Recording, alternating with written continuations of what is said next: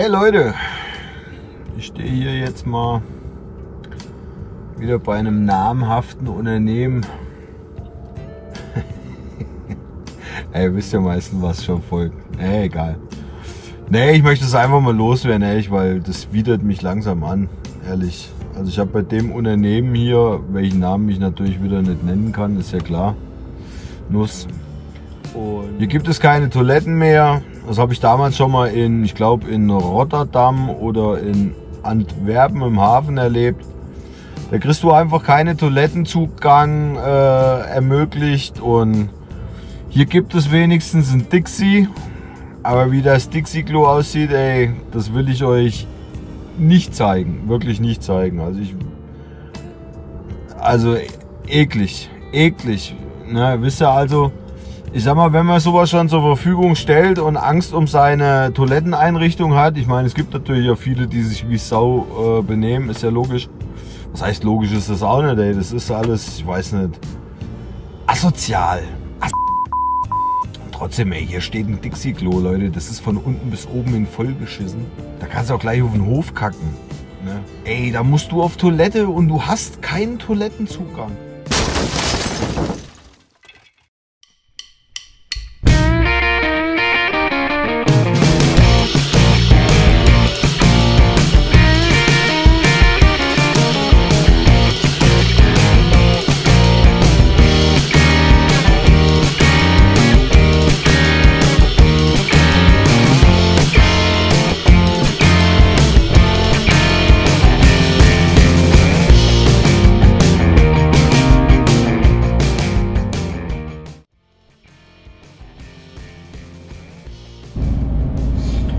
Hey Leute! Ey, war das wieder ein mega geiler Montag heute, ey. Erst Sturm, fast von der Autobahn geweht. Baum auf der Straße, fahre ich gerade dran vorbei, der vorhin umgeknickt ist. 5 Stunden, wieder 5 Stunden, 5 Stunden. Bumm. Ja? Ich stehe nur noch. Ich bin gar kein Fernfahrer mehr, ich bin ein Fernsteher. Also ich stehe in der Ferne. Egal. Also ich habe jetzt meine Leerpaletten geladen, fahre jetzt nach Hause, stelle das Ganze morgen früh dann zu. Fahre also wie gesagt jetzt nach Hause, habe ich schon 3-mal gesagt. Also ich fahre nach Hause und esse Spaghetti. Da freue ich mich jetzt drauf. Spaghetti.